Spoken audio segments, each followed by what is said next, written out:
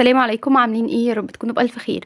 في فيديو النهارده ان شاء الله هقدم معاكم الرنجه باكتر من طريقه، باذن الله هتعجبكم جدا. عشان تتابعي كل تكاتي اشتركي في قناتي تكاتي في مطبخي وفعلي الجرس على كلمه الكل عشان باذن الله يوصلك اشعار باي فيديو جديد. ويلا بينا نسمي الله ونصلي على الرسول ونشوف الطريقه مع بعض.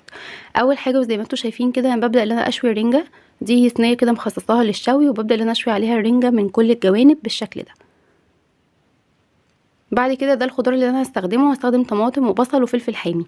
تقدري كمان تستخدمي فلفل رومي او فلفل الوان، او تستخدمي خيار او كابوتشي على حسب ما تحبي، بس ده الخضار اللي انا استخدمته. اهم حاجه اي خضار تستخدميه تقطعيه قطع صغيره جدا.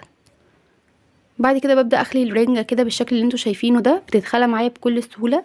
اللي انا بشيل الراس والديل بالمقص، وببدا ان انا اقشر الجلد من عليها، وببدا ان انا من ظهرها كده ابدا ان انا افتح اللحم، وابدا ان انا بقى انضفها من اي شوك واطلع البطارخ الحلوه دي زي ما انتوا شايفين كده.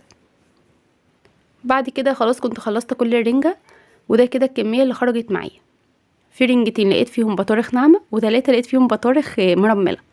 تعالوا بقى نحضر مع بعض الدريسنج او الصوص او السر الفظيع لسلطه الرنجه. طحينه وعليها شويه كمون وخل مش كتير وليمون كتير. تمام كده.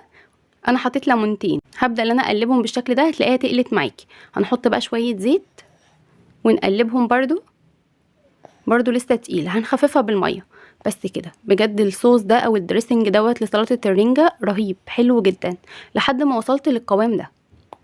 هجيب بقى البطارخ، انا بقطعها بالمقص كده بالشكل ده علشان يعني تتقطع بشكل حلو وما تتبهدلش معايا. ودي الرنجه حطيت عليها السلطه اللي انا جهزتها، وهبدا بقى احط عليها صوص الطحينه الفظيع ده، وكتره بقى يعني ايه على قد ما تقدري كده. هقلبها بقى كده كويس جدا، وبكده تبقي حضرتي احلى طبق سلطه رنجه تحفه وطعمه فظيع.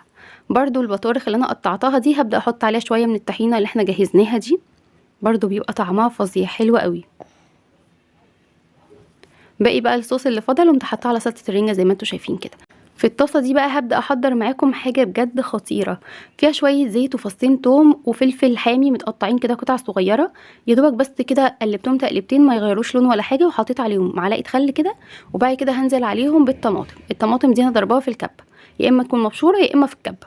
تمام كده. عليها بقى نص كوبايه ميه كده وشويه كمون، ولحد بس ما الميه دي تطير منها كده او تتشرب بس كده. وصلنا بقى للمرحله دي، نبدا نجيب الرنجه والبطارخ برضو متقطعين، وهبدا ان انا انزلها في الصوص الفظيع ده. دي كده اسمها رنجه مطبوخه او رنجه بالطماطم، دي بتبقى طعمها فظيع بجد. لو حد لسه ما جربهاش نصيحه جربوها. ده كده بيكون شكلها، وده كده الشكل النهائي للاكل. طبعا ما تنسوش البطاطس المقليه جنب الاكله دي.